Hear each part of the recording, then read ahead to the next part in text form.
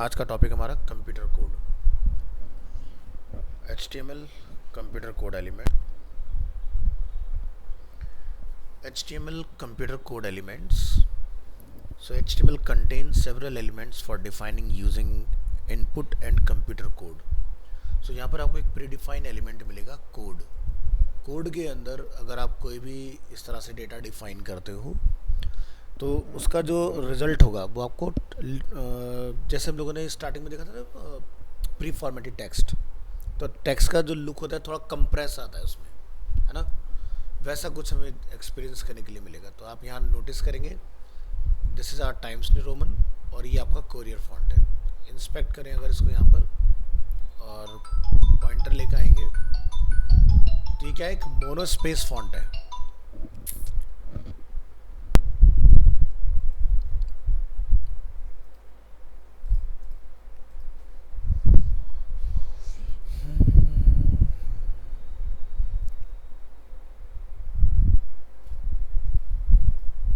Manu audio check कर लीजिए एक बार। यस सर आ रही है।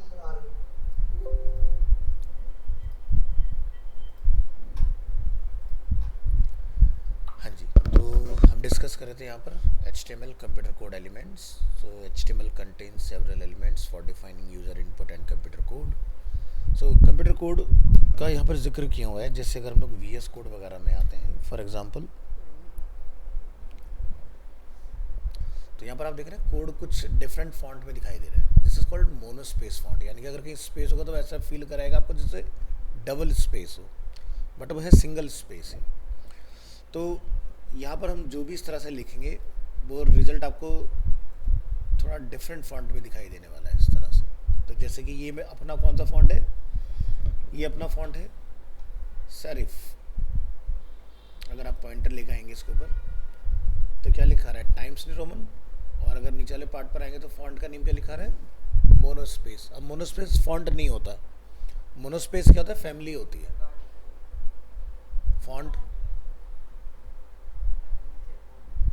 Third number, code colour font लिखा रहा है ना ऊपर।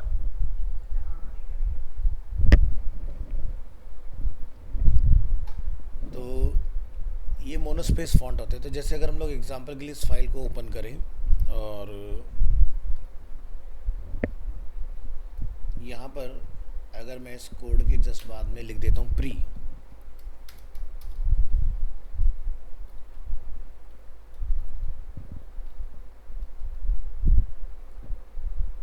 कंट्रोल एस, तो प्री का आउटपुट भी यही होगा। लेकिन प्री में क्या होगा, तीनों लाइनें अलग अलग आएंगी, बट आप देखोगे टेक्स्ट का लुक सेम है ना, देयर इज़ नो चेंज। तो प्री में क्या होता है, प्री फॉर्मेटेड, यानी कि अगर आपने एंटर लगा दिया तो एंटर भी कंसिडर हो जाएगा। बट कोड के अंदर क्या होगा, आउटपुट सेम फॉन्ट में होगा बट सिंगुलर लाइन में आएगा, ठीक है। तो जितनी भी वेबसाइट्स वगैरह होती हैं जहाँ पर कोई कोड अगर उन्होंने रेफरेंस के लिए, ट्यूटोरियल के लिए कहीं लिखा होता है तो वो कोड एलिमेंट के अंदर लिखा जाता है। Next, KBD, keyboard input. The HTML KBD element is used to define keyboard input. The content inside is displayed in the browser's default monospace font. So हमने यहाँ पे लिखा है KBD कंट्रोल एस, तो ये आपको कुछ इस तरह से दिखाई देगा। तो जहाँ पर आपका शॉर्टकट कमांड होगा वो फॉन्ट बदल जाएगा अपने आप। कीबोर्ड, ठीक है, के मतलब की, BD मतलब बोर्ड, कीबोर्ड एलिमेंट। तो कीबोर्ड एलिमेंट के लिए भी डेडिकेटेड एलिमेंट दे दिया गया HTML5 के अंदर, ठीक है। तो अगर आपको कोई शॉर्टकट कमांड लिखना है जो कंप्यूटर को बिलोंग करता है तो वो KBD एलिमेंट के अंदर होगा। Sample, the HTML sample element is used to define sample output from a computer program. The content inside is displayed in the browser's default monospace font again. तो ये देखिए एक पैराग्राफ है,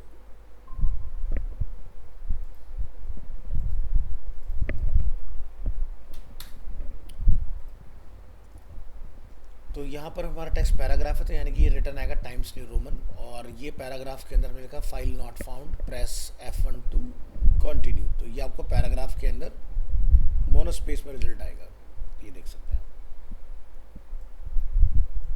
ठीक है। और ये क्या है, टाइम्स न्यू रोमन फॉन्ट।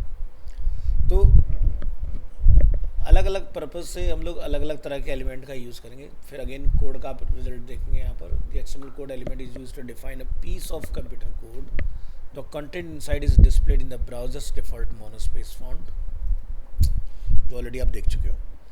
फिर आता है variables. The HTML where element for variables. Where element is used to define a variable in programming or in a mathematical expression. The content inside is typically displayed in italic.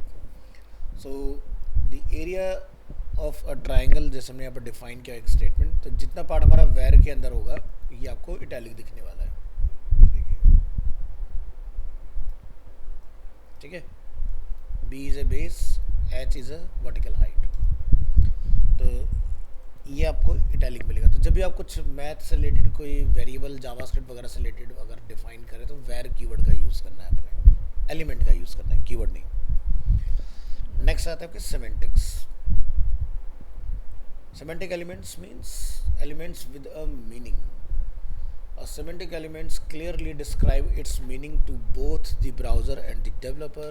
Examples of non-semantic elements like div and span tells nothing about its content. div element में अगर आप कुछ भी बनाओगे तो browser को कुछ पता नहीं चलता, ठीक है.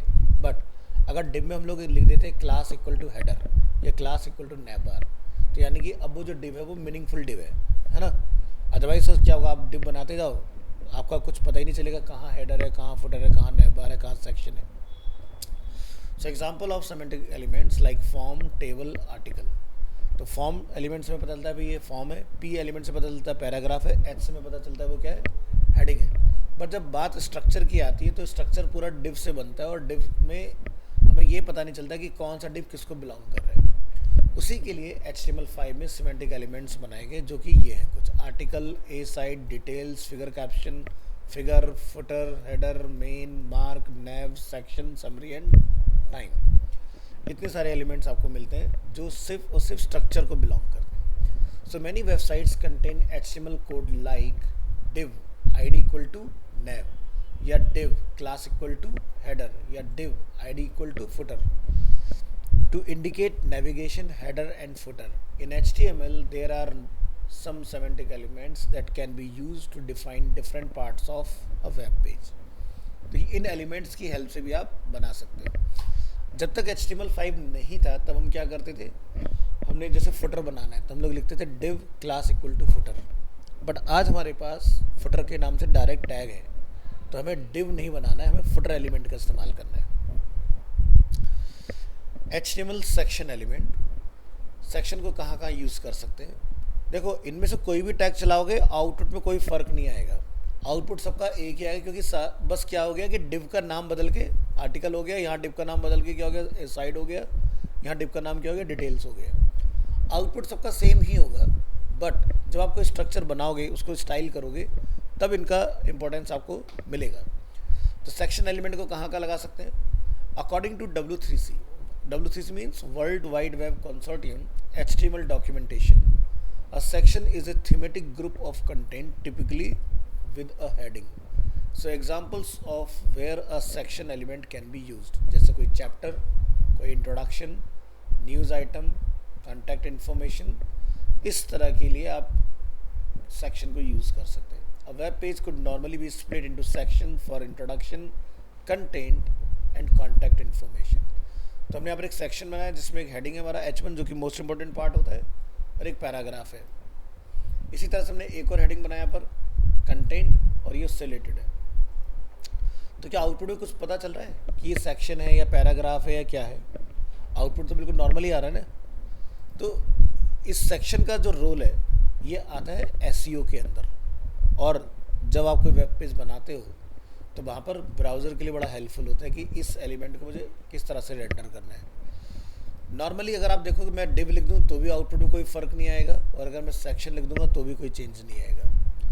बट ध्यान रखना, SEO के टर्म में आपको हर एक एरिया के बारे में क्लियरिटी देना बहुत ज़रूरी होता है, अदरवाइज़ आपका पेज रैंक नहीं करेगा. तो क्यों मॉडर्न वेब डिज़ाइनिंग के अंदर लोगों के पेज रैंक नहीं करते? क्यों? क्योंकि वो आज भी वही पुरानी प्रैक्टिसेस चला रहे हैं जो आउटडेटेड हो चुकी हैं. नेक्स्ट है आर्टिकल एलिमेंट.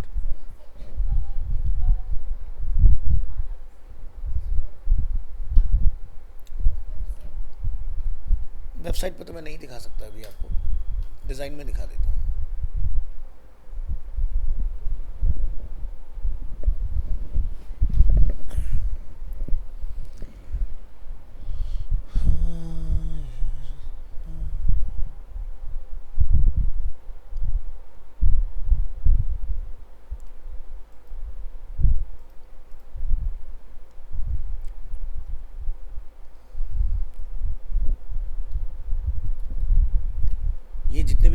ये देख रहे हैं पार्ट, ये सब सेक्शंस हैं, ठीक है। एक रो जो होता है उसको सेक्शन बोलते हैं। समझ आ गया? अब जैसे ये एरिया एक हमें यहाँ दिखाई दिया, तो ये क्या हुआ, अपने आप एक सेक्शन है, ये जितना पार्ट हमारा स्क्रीन के अंदर डिस्प्ले होता है। नेक्स्ट है आर्टिकल। अगर आपने किसी सेक्शन को बनाया होगा और उसमें अगर आप कुछ लिखना चाहते हो तो आप आर्टिकल का इस्तेमाल करोगे, ठीक है। Article element specifies independent self contained content. An article should make sense on it's on and it should be possible to distribute it independently from the rest of the website. Example of where the article element can be used, जैसे कि forum post, blog post, user comment, product cards, newspaper articles. तो जैसे आज की date में क्या है ना, वेबसाइट्स जब हम लोग बनाते हैं कोई भी, तो उसमें एक सेक्शन होता है ब्लॉग। ब्लॉग वाले पार्ट में जितने भी आपके ब्लॉग लिखे होते हैं वो पूरा एक आर्टिकल होता है, ठीक है। तो जैसे हमने यहाँ पर एक आर्टिकल एलिमेंट बनाया, हमने लिखा article 1, this is a first article, article 2, this is a second, 3।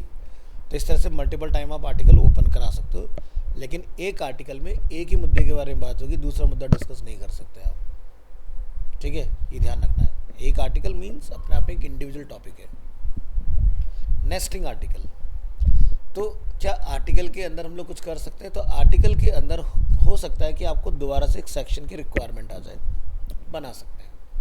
The article element specifies independent self content content.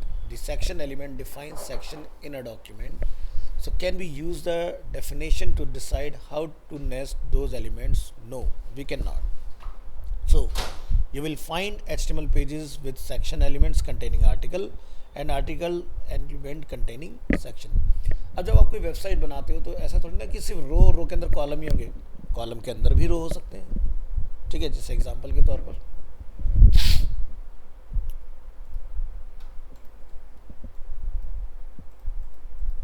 अगर हम लोग इस सेक्शन को ध्यान से देखें, ये पूरा एक सेक्शन है, इस सेक्शन के अंदर हमारे पास 3 कॉलम है, ठीक है। अब इन 3 कॉलम के अंदर यहाँ पर आप देख रहे हैं फिर से वो क्या है, रो है 1 2 3 4 5। तो वाइस वर्सा है, आर्टिकल के अंदर सेक्शन, सेक्शन के अंदर आर्टिकल, कंफ्यूज नहीं होना, चलता है, पॉसिबल है, मिलेगा आपको इस तरह का। Next, header element. हेडर एक तो होता है जो पूरी वेबसाइट के पेज को बिलोंग करता है, सॉरी पूरी वेबसाइट नहीं, पूरे पेज के टॉप सेक्शन को बिलोंग करता है, क्योंकि पूरी वेबसाइट के अंदर मल्टीपल पेज होंगे और हर पेज का अपना एक हेडर होगा। जैसे एग्जांपल के लिए यहाँ से लेते हैं कुछ एग्जांपल, और अब आप यहाँ से किसी भी एक टॉपिक को ओपन करो, तो जैसे ये वाला जो हम लोग पार्ट देख रहे हैं, ये भी एक हेडर सेक्शन है हमारा। आपने मोबाइल को क्लिक किया तो हेडर क्या होगा, दिखाई दे रहा है, मोबाइल से स्टार्ट हो रहा है। इसी तरह से अगर हम यहाँ से कोई और कैटेगरी ले लें, इलेक्ट्रॉनिक्स, अगेन हेडर चेंज हो गया। तो header according to page change होता रहता है, हेडर फिक्स नहीं है। अब दूसरे एग्जांपल से दिखाते हैं।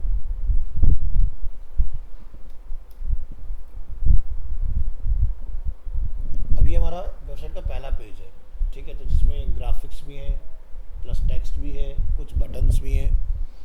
तो है तो वैसे देखा जाए विजुअली हेडर, बट अभी इस वक्त ये इमेज के साथ है, तो ये क्या है, एक हीरो सेक्शन है, ठीक है।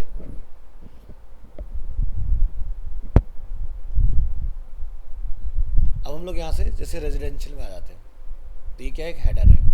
हम यहाँ से कमर्शियल में आते हैं, तो ये क्या एक हेडर पार्ट है। प्राइसिंग में आते हैं हम, ठीक है, तो ये अगेन एक हेडर पार्ट है आपका। कॉन्टैक्ट पे आप आते हो, ठीक है, तो ये पार्ट आपका एक हेडर पार्ट है। इसमें अबाउट पे आएंगे, ये भी एक हेडर पार्ट है।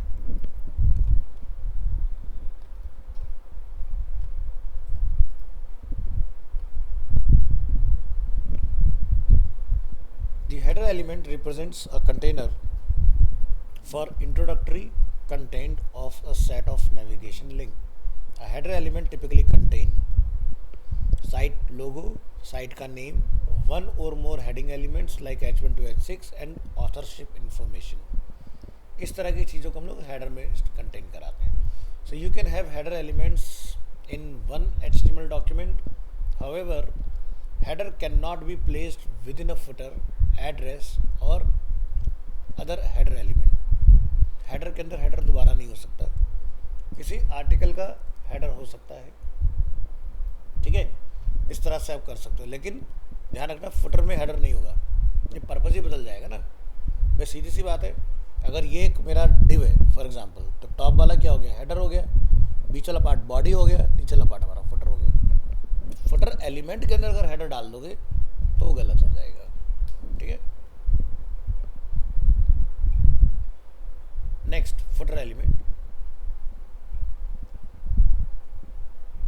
A footer element typically contains authorship information, copyright, contact, sitemap, back to top links, related documents and link to external documents. So you can have several footer elements in one document. तो जैसे हम लोग यहाँ देख रहे हैं, ये footer है हमारे पास, तो ये लिखा है जैसे design and develop by Aptech limited 2023, और जो भी वेबसाइट का नेम है अपना वेबसाइट का नेम वगैरह हम लोग डाल सकते हैं। तो ज़्यादातर हर एक वेबसाइट में आप नीचे देखोगे तो आपको ये देखने के लिए मिल जाता है।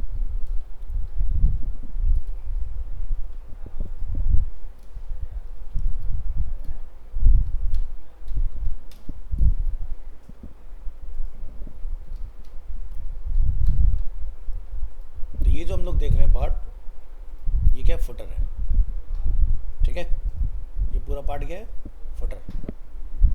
तो किसी वेबसाइट में माइक्रो फुटर होता है सिर्फ इतना, किसी वेबसाइट में यहाँ से लेके यहाँ तक का पार्ट पूरा फुटर हो सकता है, ये, ठीक है। अब फुटर में सेम लिंक हम लोग क्यों रखते हैं, जैसे आप ऊपर देखोगे तो नीचे भी लिंक है, जैसे प्रिवेसी पॉलिसी है, प्लेसमेंट है, इस तरह की चीज़ें। तो ये इसलिए रखा जाता है कि अगर यूज़र नीचे है तो नीचे क्लिक कर ले, उसको वापस ऊपर ना आना पड़े। लेकिन आज की डेट में वेबसाइट का कल्चर बदल चुका है। अब क्या होता है, जो हमारा नैब बार होता है फिक्स रहता है टॉप में। क्यों रखा जाता है कि भाई मान लो यूज़र को बहुत लेंदी पेज आपने दिया, जैसे पेज बहुत बड़ा है, अब इतने बड़े पेज में यूज़र को अगर वापस जाके किसी दूसरे पेज पर जाना होगा तो पूरा ऊपर जाएगा, फिर यहाँ जाके वो क्लिक कर पाएगा। लेकिन नैब बार को हमने पोजीशन फिक्स कर दिया, तो उससे बेनिफिट क्या होगा, आप कहीं पर भी रहोगे, किसी भी एनी मोमेंट आप किसी भी लिंक को क्लिक करके चेंज कर सकते हो। फुटर में हम लोग वो लिंक रखते हैं आज की डेट में जो आपके अलग लिंक हो, यानी कि जो ऊपर ना कवर किया वो आप नीचे डिफाइन कर सकते हो, ठीक है, एकदम अलग से। तो समझ आ गया क्या क्या आएगा, authorship, copyright, contact, site map, back to top link, related documents and link to external documents. तो जैसे कि आप यहाँ देखो, ये सब लिंक टू एक्सटर्नल है हमारे सोशल मीडिया। नैव एलिमेंट, यानी कि हम इसकी बात कर रहे हैं। चलो चेक करके देखते हैं इसको किसके थ्रू बनाया, कौन सा एलिमेंट है। लिखा रहा है नैव, नैव डॉट नैव डैश लिंक्स। तो नैव एलिमेंट है, नैव डैश लिंक क्लास है, ठीक है। The nav element defines a set of navigation links. Notice that not all the document should be inside a nav element. The nav element is intended only for major blocks of navigation link. Browsers such as Screen Reader for disabled user can use this element to determine whether to omit the initial rendering of this content. तो nav के अंदर जैसे हमने यहाँ पे कुछ link बनाया, HTML, CSS, JavaScript, jQuery, तो हमारे लिंक आ जाएंगे इस तरह से। A side element defines some content. Aside from the content, it is placed in like a sidebar. A side content should be indirectly related to the surrounding content. So यहाँ पर आप देखेंगे ये एक पैराग्राफ है, हमने यहाँ पर ए साइड एलिमेंट का यूज़ किया, उसमें हमने एक हेडिंग को कॉल किया, एक पैराग्राफ को हमने डिफाइन किया और इसको क्लोज कर दिया। तो नॉर्मली टेक्स्ट जो है अभी वो यहाँ आ रहा है हमारा इस तरह से, बट थोड़ा बहुत लिटिल बिट CSS जब आप इसमें यूज़ कर लेंगे, जैसे हमने यहाँ पर डिफाइन किया, साइड बार की विड्थ कितनी होगी 30% स्क्रीन का, अभी आपको देखो इस तरह से दिखाई देगा। तो डिपेंड करता है वेबसाइट टू वेबसाइट। जैसे फ्लिपकार्ट में आप अगर यूज़ करना चाहेंगे इसको, तो मैं कोई प्रोडक्ट ले लेता हूँ यहाँ से। अब जो ये लेफ्ट में एरिया दिखाई दे रही है ये साइड है, टॉप से लेके बॉटम तक, ये पूरा पार्ट क्या है, ये साइड। तो ये राइट लेफ्ट कुछ भी हो सकता है। फिगर, अगर हमें किसी इमेज को कॉल कराना है उसके बारे में लिखना भी है। The figure tag specifies self contained content like illustration, diagram, photo, code listing, etc. The figure caption tag defines a caption for a figure element. The figure caption element can be placed as the first or as the last child of a figure element. The link element defines the actual image illustration. हमने figure element को use किया, इसके अंदर imgsrc जिससे आप image call करते हो। Fig caption के अंदर आप उसके बारे में लाके लिख सकते हो और ये आपका कुछ इस तरह से डिस्प्ले होगा। अगर आपको इमेज के नीचे उसके बारे में लिखना है फिगर कैप्शन। वाई साइमेंट, अच्छा ये टाइम वाला है हमारा। टाइम को अगर आपने प्रिंट कराना हो तो उसके लिए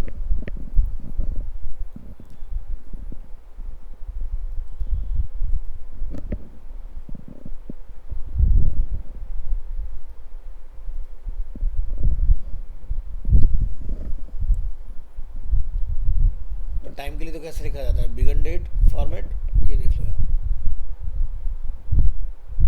ये कमेंट के अंदर आप लिखेंगे बिगन डेट फॉर्मेट और एंड डेट, ठीक है।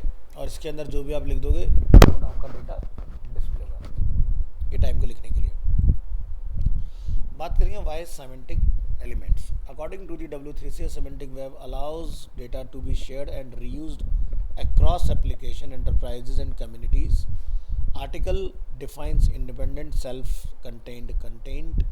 A site defines content aside from the page content. Details define additional details for the user can view or hide. Figure caption defines a caption for a figure element. Figure specifies self-contained content like illustration, diagram, photo, code listing, etc. Footer defines a footer for a document or section. Header specifies a header for a document or section. Main specifies the main content of a document. Mark defines makes highlight text. Nav defines navigation links. Section defines a section in a document.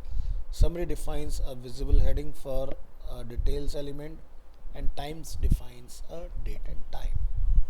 तो जैसे example के तौर पर अगर हम VS code में आते हैं और हम अपना बैच टाइम चूज़ कर लें अगर इसके अंदर,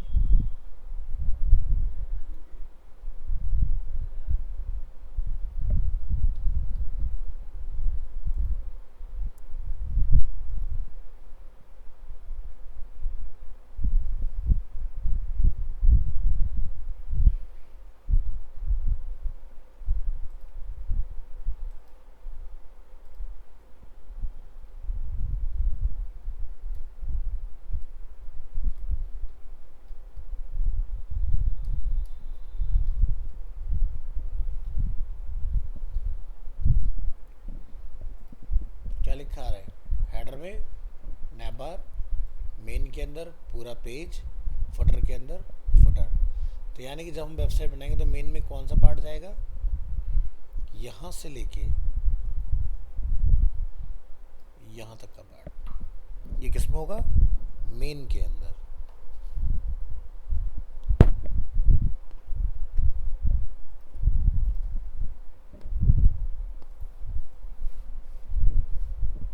Next, style guide. A consistent, clean and tidy HTML code makes it easier for others to read and understand your code. So here are some guidelines and tips for creating good HTML code. Always declare document type, जिसको हम बोलते हैं doc type, जो हम लोग सबसे top में define करते हैं। The correct document type for HTML is doc type HTML. ये आपको स्मॉल भी मिल सकता है, इस तरह से मिल सकता है, चल दोनों ही जाते हैं, बट करेक्ट अप्रोच क्या है, डॉक टाइप कैपिटल होना चाहिए। Next, use lower case elements name. HTML allow mixing uppercase and lowercase letters in elements name. However, we recommend using lowercase elements name because mixing uppercase and lowercase names looks bad. Output आएगा, कोई दिक्कत नहीं है. Developers normally use lowercase names. Lowercase looks cleaner. Lowercase is easier to write. तो body अगर ऐसे लिख रहे हो तो बहुत अच्छा है. बॉडी अगर ऐसे लिख रहे हो आउटपुट तो आ जाएगा, लेकिन ये बैड एग्जाम्पल है, bad habit. Close all HTML elements. In HTML, you do not have to close all elements, for example, the paragraph. However, we strongly recommend using all HTML documents like this. This is a good example. Section हुआ, close हुआ, paragraph open हुआ, close हो गया. Bad example क्या है? Section open, P हमने इस तरह से लिखा, आउटपुट देखो दोनों का सेम ही आएगा जब उसको चला के देखोगे, क्योंकि पैराग्राफ को बंद करने की ज़रूरत होती नहीं है. लेकिन नहीं करोगे, कल को किसी पैराग्राफ को प्रॉपर्टी दोगे तो दूसरे पैराग्राफ में ओवरफ्लो होगा, इसलिए क्लोज ज़रूर करें. Use lower case attribute name. HTML allows mixing uppercase and lowercase letters in attribute names. However, we recommend using lowercase attributes name because mixing uppercase and lowercase names looks bad. Developers normally use lowercase names. Lowercase looks cleaner. Lowercase is easier to write. Good practice क्या है? सब कुछ small है. Bad practice क्या है? HRF हमने क्या लिखा है? Upper case. आउटपुट अगेन आएगा, लेकिन गलत है. Always quote attribute value. HTML allow attribute values without quote. मान लीजिए आपने लिखा एक टेबल क्लास है, उसके अंदर टेबल के नाम से, this is a good example. Bad example क्या है? आपने टेबल को विदाउट कोट लिख दिया, आउटपुट आएगा इसका भी, विदाउट कोट भी आउटपुट आएगा. किसका नहीं आएगा? इसका नहीं आएगा, इसलिए हमने इसको लिखा वेरी बैड. यानी कि हम एक टेबल एलिमेंट पर दो क्लास ट्रिगर करा रहे हैं, लेकिन दूसरी क्लास ट्रिगर होगी ही नहीं. क्यों? क्योंकि ये इन्वर्टेड कोड में नहीं है statement. Always specify ALT means alternative text width and height for images. आपको रीज़न पता है क्यों हमें करना चाहिए. So always specify the ALT attribute for images. This attribute is important if the image for some reason can not be displayed. Also, always define the width and height of images. This reduces flickering because the browser can reserve space for the image before landing. So, good example is this, bad example is this. तो ज़्यादातर students क्या करते हैं? सिर्फ image में SRC पास करते हैं, that's it, काम हो गया. ये नहीं होगा तो आपका स्क्रीन रीडर जो लिसनिंग एक्सपीरियंस चैलेंज करें, विजुअल एक्सपीरियंस चैलेंज करें, तो उनके लिए दिक्कत आएगी. विड्थ और हाइट नहीं डालोगे तो पेज फ्लिकर होगा. Spaces and equal science. HTML allows spaces around equal signs, but spaceless is easier to read and group entities better together. Good example: element name space attribute equal to attribute value space attribute name and attribute value. Bad example क्या है कि हमने लिखा यहाँ पर equal to के आगे पीछे भी space. चल जाएगा बट गलत है. Avoid long code lines. When using an HTML editor, it is not convenient to scroll right and left to read the HTML code. Try to avoid too long code lines. तो हमारा कहने का मतलब है कि ऐसा ना कोड ओवरफ्लो कर रहा हो आपका एक ही लाइन में, तो वो इस तरह से होना चाहिए. ब्रेक, इतना हो गया, ब्रेक हो जाए. Blank lines and indentation. Do not add blank line, space or indentation without a reason. For readability, add blank line to separate large or logical code blocks. For readability, add 2 space of indentation. Do not use the tab key. तो इसके आगे 2 space होनी चाहिए, ठीक है. तो इस तरह से आप लिख सकते हैं. बैड एग्जाम्पल कि हम यहाँ पर ज़्यादा टैब का इस्तेमाल करते हैं. Good table example is this, structure एकदम नीट एंड क्लीन है. Good list example is this, UL. Next है never skip the title element. Title element skip नहीं करना है आपने. The title element is required in HTML. The content of a page titles very important for search engine optimization, जिसको हम SEO बोलते हैं. The page title is used by search engine algorithm to decide the order when listing pages in search results.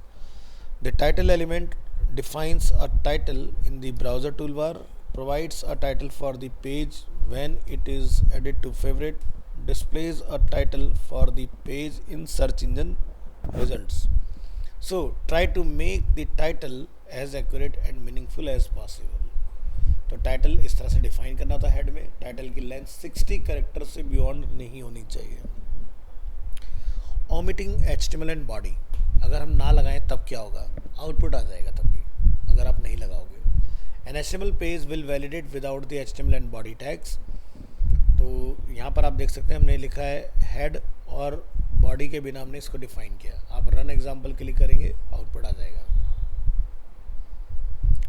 Omitting head, the HTML head tag can also be omitted. Browser will add all elements before body to the default head. तो आप यहाँ देखेंगे हमने body element के ऊपर just क्या लिखा है? टाइटल. और टाइटल का नेम क्या है? Page title. आप रन करो, यहाँ लिखा आ जाएगा page title. Control you press कीजिए, देखो यहाँ पे कोई हेड नहीं है. तो बॉडी के ऊपर का जितना पार्ट होता है वो हेड में कंसीडर किया जाता है automatic.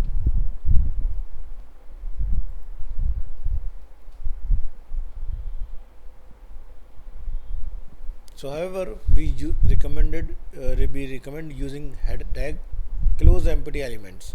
In HTML it is optional to close empty elements. Allow meta character set UTF-8 और हम इस तरह से भी लिख सकते हैं /. तो दोनों ही अप्रोच एक्सेप्टेबल है, कोई दिक्कत नहीं, इसमें कोई एरर नहीं है. इफ़ यू एक्सपेक्ट XML और XHTML software to access your page, keep the closing / because it is required in XML and XHTML.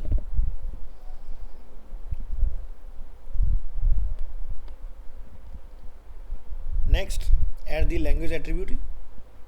तो जब भी आप कोई पेज बनाएंगे तो आपने ध्यान रखना है HTML के अंदर लैंग्वेज को ज़रूर से डिफाइन करना है. अगर हिंदी है तो HI, अगर इंग्लिश है तो EN, अगर कंट्री स्पेसिफिक है UK या लंदन तो US या UK.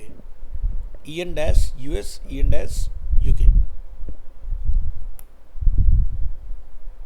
Metadata. To ensure proper interpretation and correct search engine indexing, both the language and the character encoding meta character set should be defined as early as possible in an HTML document. तो ये देख सकते हैं आप, ये हमारा Meta यहाँ पर कॉलर का UTF-8. नेक्स्ट, सेटिंग दी व्यू पोर्ट. व्यू पोर्ट हमने लास्ट क्लास में डिस्कस किया था, जिसके हेल्प से हमारी वेबसाइट क्या होती है? Responsive. The view port is the user visible area of a web page. It varies with the device. It will be smaller on mobile phones or a computer screen. You should include the following meta elements in your web pages, जैसे कि meta name viewport, content width equal to device का जो भी width है, और scaling 100% रहेगी. This gives the browser instruction on how to control the page's dimension and scaling. The width equal to device width part sets the width of the page to follow the screen width and the page, which will vary depending on the device. The initial scale 1.0 part sets the initial zoom level when the page is first loaded by the browser. Tip: if you are browsing your page with phone or tablet, you have to set meta viewport. तो view port का demo हमने last class में देखा था. अगर नहीं लगाते तो कंटेंट जूम आउट हो जाता है, लगा देते हैं तो कंटेंट हमें 100% साइज पर दिखता है. Comment. Short comment should be written on one line like this. इसके बिटवीन जो भी होगा, चाहे कमेंट हो या कोई एलिमेंट होगा, वो बंद हो जाएगा.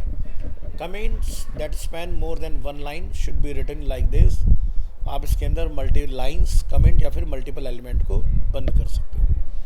Long comments are easier to observe if they are indented with two space. Using style sheets. Use simple syntax for linking a style sheet. That type attribute is not necessary.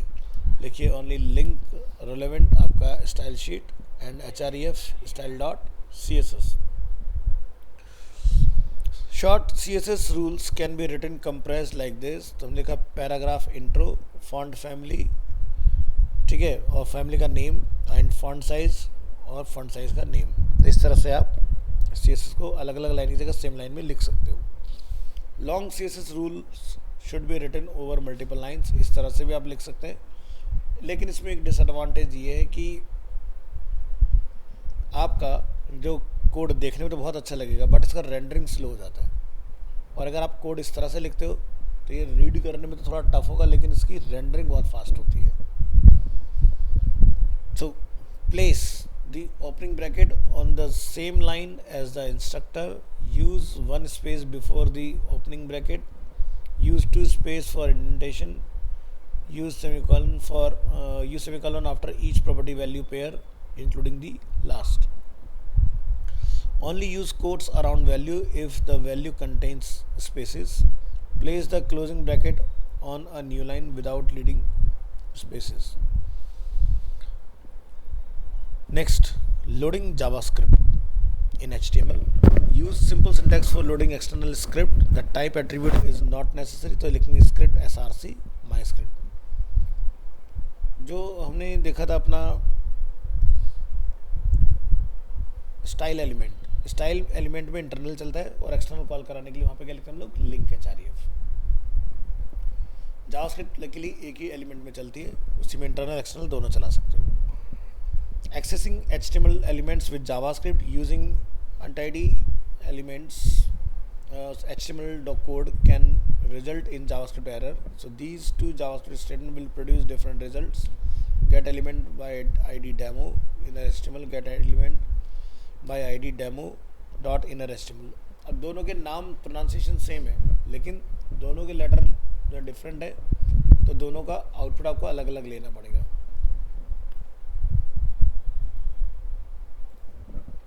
Control you, दोनों का ID demo था, लेकिन यहाँ पर हमने क्या लिखा है, स्मॉल डेमो. तो स्मॉल डेमो के अंदर डेटा गया और जिससे पैराग्राफ से बन गया content goes hair.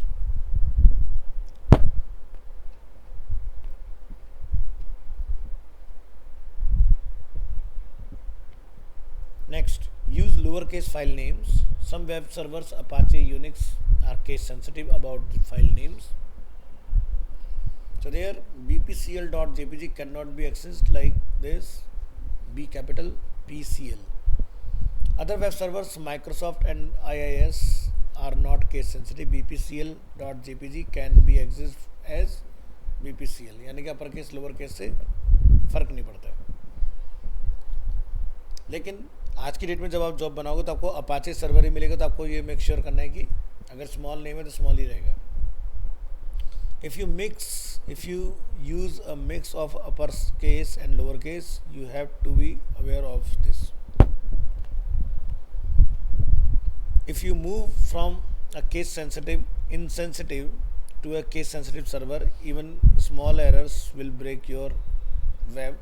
To avoid these problems, always use lowercase file name. File extension.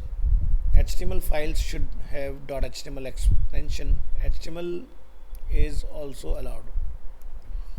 तो HTML लिखें या .html लिखें, दोनों का आउटपुट सेम ही आता है. There is no change. CSS file should have a .css extension and JavaScript files should have a JS. Difference between HTML and HTML. There is no difference between HTML and HTML. Both will be treated as HTML by any web server and web browser and web server. Default file name. When a URL does not specify a file name at the end, like this website name, और उसके आगे जो भी हमारा file open होता है तो वो सेम डायरेक्टरी में होने चाहिए.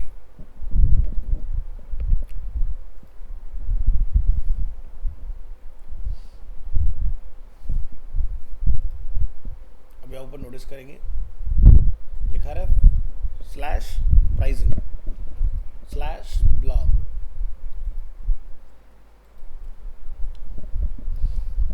So the server just add a default file name such as index.html, index.htm, default.htm. तो क्या है कि जब आप कोई वेबसाइट बनाए तो आप कोशिश करें कि आप अपने होम पेज का नेम इन तीनों में से कोई एक रख सकते हो.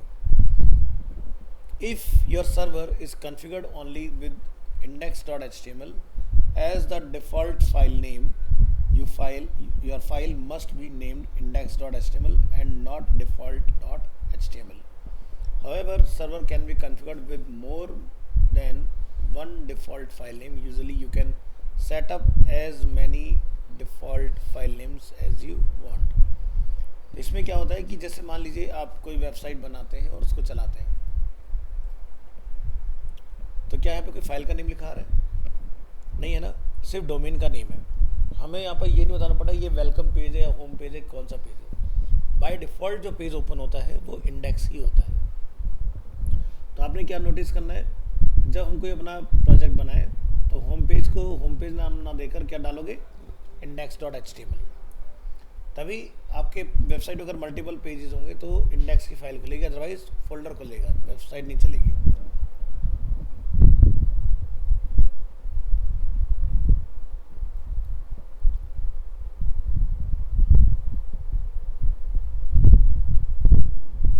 तो इसका एक डेमो दिखा देता आपको.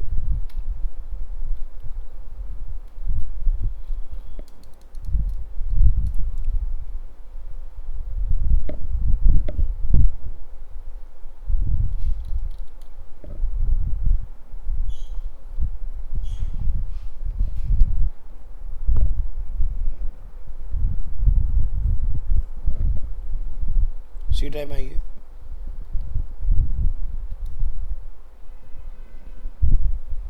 ये अपना सी ड्राइव हो गया. सी ड्राइव के अंदर जैम,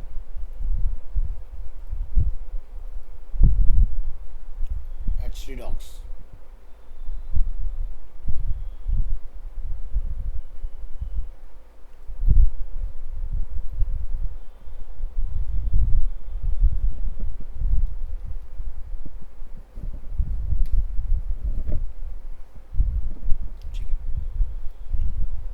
यहाँ पर हम जैसे कि मई मंथ में आते हैं और ये लोकेशन है. तो चलिए पहले सर्वर ऑन कर देंगे अपना.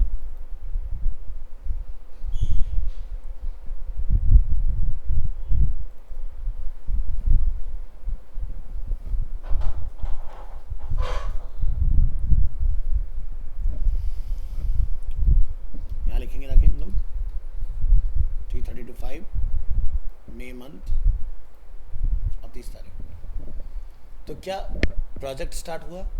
नहीं हुआ ना, फोल्डर खोले खाली. बट अगर मैं इसी जगह पर एक छोटा सा चेंज कर दूं,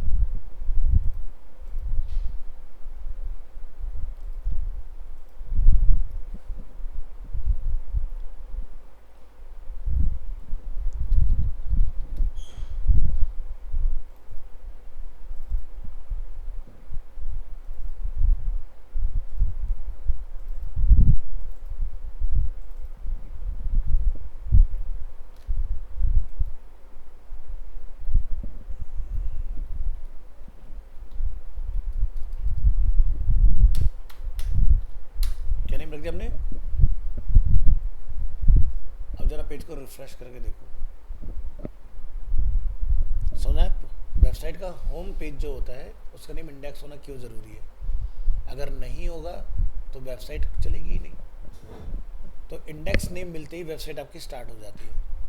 इंडेक्स चल सकता है और क्या हो सकता है, हमने डिफ़ॉल्ट किया नेम. यहाँ पेज को आके रिलोड करेंगे,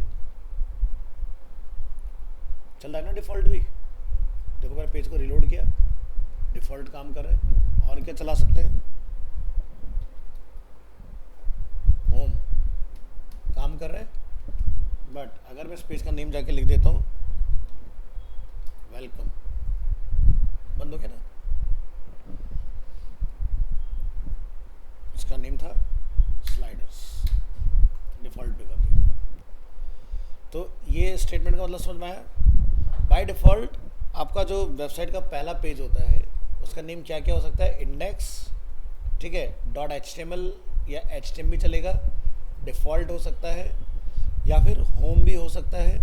इनके अलावा कोई और नेम मत रखिएगा, ठीक है, नहीं चलेगा फिर।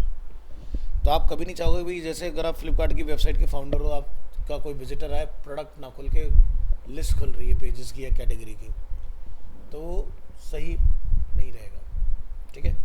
और स्टूडेंट की गलती सबसे ज़्यादा करते हैं, वो अपने पेज का नेम कुछ भी रख देंगे, अनटाइटल्ड वन, ठीक है। अब बाद में कहेंगे सर वेबसाइट नहीं खुल रही, क्यों नहीं खुल रही? क्योंकि आपका पेज डबल क्लिक करा के तब चलेगा। लेकिन हमें तो क्या चाहिए, डोमेन का नेम लिख के पेज खुल जाए ऑटोमेटिक। वो तभी पॉसिबल होगा जब आपने नेम सही से डिफाइन किया होगा। फाइल का नेम मैंने क्या चेंज किया? टाइटल थोड़ी ना बदला है, मैं तो फाइल का नेम ही तो चेंज कर रहा था। टाइटल तो अलग चीज़ हो गई। टाइटल वो होता है जो यहाँ लिखा आता है।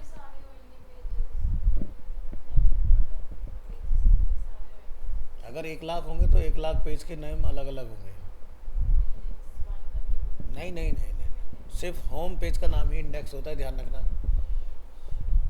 ठीक है। अगर आपने बाकी पेजेस का नाम इंडेक्स रखने शुरू कर दिए, कोई फ़ायदा नहीं होगा, क्योंकि दिक्कतें स्टार्ट हो जाएंगी फिर वहीं से आपकी।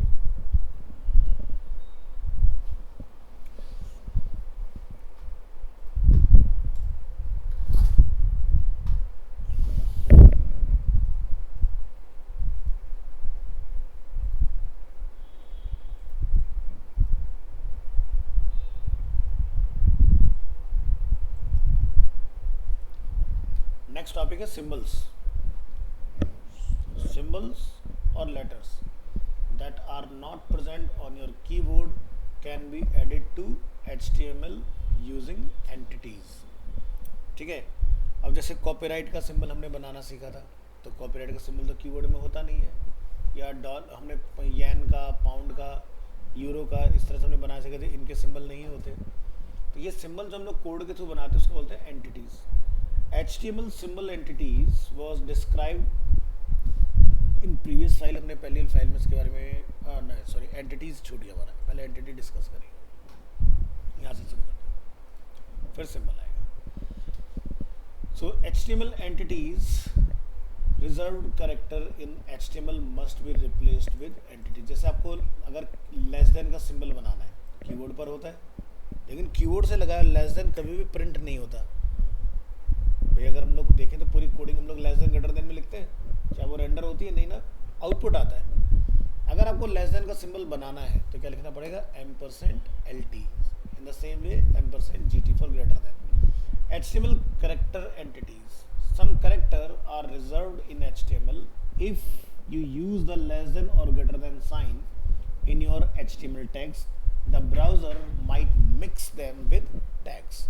So entity names or entity number can be used to display reserved HTML character. Entity names look like this and symbol, ठीक है। आपने जैसे स्पेस लगाना सीखा तो क्या लिखते थे? %NBSP। आपने कॉपी का सिंबल बनाया %कॉपी, रुपीज़ का सिंबल बनाया $#8377, इस तरह से।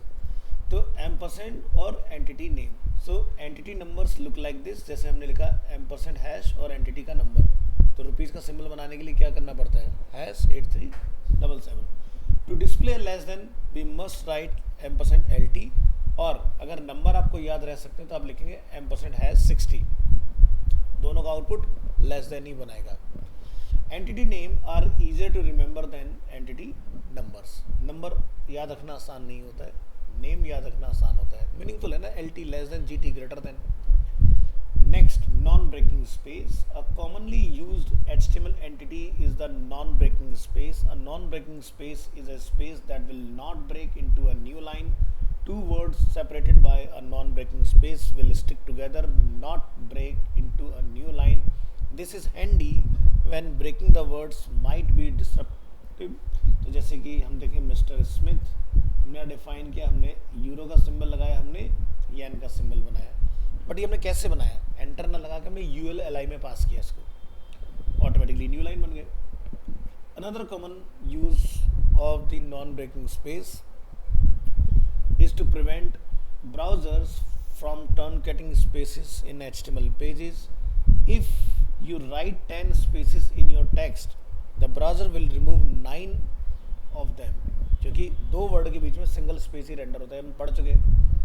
अगर आपको दूसरा स्पेस लगाना है तो एम्परसेंड NBSP लिखना पड़ेगा, तब चलेगा। NBSP के बिफोर और आफ्टर एक एक स्पेस काम करता है। To add real spaces to your text you can use the NBSP character entity. तो नॉन ब्रेकिंग स्पेस, इसके लिए आप क्या लिखते हैं NBSP, और नंबर में लिखेंगे तो ये नंबर होगा इसका। इसी तरह से अब यहाँ पर रिजल्ट क्या है, स्पेस आपको दिखाई नहीं दे रहा है ना, क्योंकि भी स्पेस दिखता ही नहीं है, इनविजिबल होता है। अगर 2 वर्ड होंगे तो उनके बीच में आप एक्सपीरियंस कर पाएंगे। इसी तरह से लेस देन %LT इस तरह से लिखेंगे। इसका नंबर ग्रेटर देन के लिए GT, या फिर ये नंबर % जो एंड का सिंबल हम लोग बनाते हैं, तो ये कीबोर्ड पर होता ज़रूर, लेकिन कीबोर्ड से बनाना नहीं है। आप उसके बनाने के लिए ये एंड का सिंबल लगा के AMP लिखेंगे, या फिर ये number, double quotation mark quote लिखिए या फिर number, single quotation mark apostrophe लिखिए या फिर ये नंबर। सेंड का सिंबल बनाना है तो या तो ये या फिर 162। ठीक है, यहाँ पर गलती हो गई है, ये पाउंड होना चाहिए था यहाँ पर, लेकिन सही लिखा हुआ है। तो पाउंड के लिए 163, येन के लिए 165, या फिर इस तरह से लिख सकते हैं। यूरो के लिए आप 8364, कॉपीराइट के लिए आप यहाँ पर 169, रजिस्टर के लिए आप यहाँ पर 174। तो समझ में आ गया, number entity and name entity. ठीक है, so entity names are case sensitive. अगर आपने पाउंड का P बड़ा करते तो नहीं चलेगा। ठीक है, ध्यान रखना। Combining radical marks, radical marks mark is a glyph added to a letter. Some diacritical marks like grave and acute are called accents. So diacritical marks can be used in combination with alphanumeric characters to produce a character that is not present in the character set and coding used in the page. तो ऐसे और भी बहुत सारे symbol होते हैं जो आप ये देखते हो, इस तरह से आपके कीवर्ड में होते हैं ऊपर। आपने नोटिस किया, ये जहाँ आपके 1 से लेकर 9 के वो जो होते हैं उनके ऊपर लिखे होते हैं, तो ये सब कोड में यूज़ होते हैं आपके। ठीक है, तो कैरेक्टर अगर आपको बनाना है तो ये इसका कैरेक्टर रहेगा। तो इसको बनाने का क्या लिखें, ए और एंड। ठीक है, और इसके लिए क्या चलता है, M% खाली, M%#। इसमें क्या लिखेंगे, ए एंड हैश। ठीक है, इन वाले के लिए O एंड हैश, तब जाके आपके ये इस तरह के बन के आएंगे। जैसे कीबोर्ड में आपने नोटिस किया होगा, जब अपने अल्फा न्यूमेरिक कीबोर्ड पे ए को आप लॉन्ग प्रेस करते तो इस तरह का ए निकल के आता है। नोट किया होगा कीबोर्ड में, जैसे कि फ़ोन की तो बात कर रहा हूँ।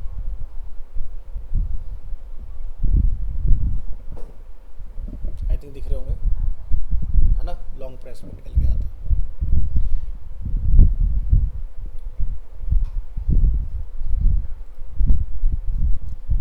सिंबल्स तो कल करा दो, छोटी सी फाइलें देख लो, उसके बाद नेक्स्ट क्लास में कर लेंगे। सो एंटिटी अब हमें समझ में आ गया। Many mathematical, technical and currency symbols are not present on a normal keyboard, जो कि हमारा होता है।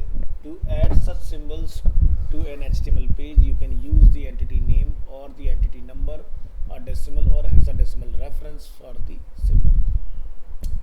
सो डिस्प्ले द यूरो साइन, तो तीनों में यूरो का साइन दिखाई दे रहा है। बट अगर मैं इंस्पेक्ट करके आपको दिखाऊँ यहाँ पर, ठीक है, अच्छा ये रेंडर कर लेगा इसको, तो मुझे Ctrl+U से दिखाना पड़ेगा आपको, वहाँ रेंडर नहीं होगा।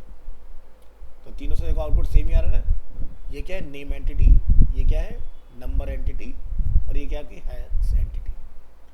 आउटपुट तीनों से सेम ला सकते हो। लेकिन अगर हमारा ब्रेन अगर इसको स्टोर करे तो सबसे आसान क्या है, यूरो। चलिए, तो some mathematical symbol supported by HTML, जैसे कि आपको इस तरह का अगर ए बनाना हो तो कैरेक्टर एंटिटी, तो आप इसको बोलते हैं फॉर ऑल।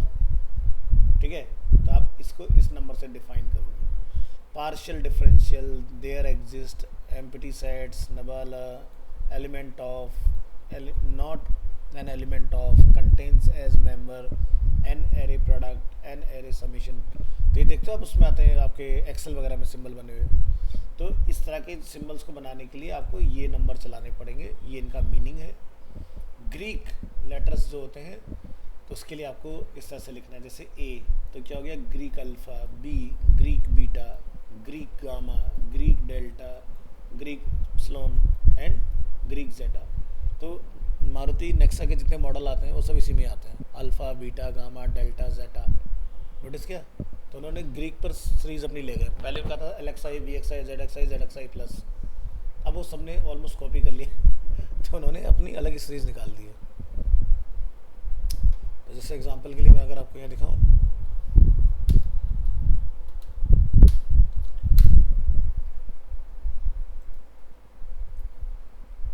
कोई भी एक कार पकड़ो यहाँ से,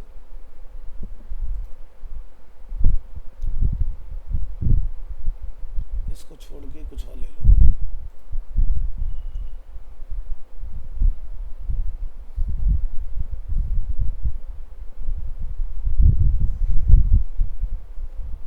कहीं पर आ रहा है प्राइस वगैरह का, कुछ ऊपर ही था शायद।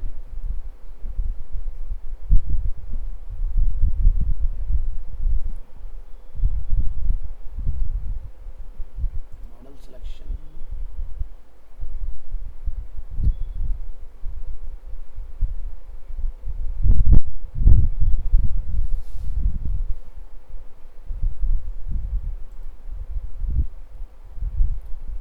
वेबसाइट रिवैम्प हुई है, ये रहे वेरिएंट। अब वेरिएंट को स्क्रॉल करो, अल्फा, जेटा, डेल्टा, इस तरह से।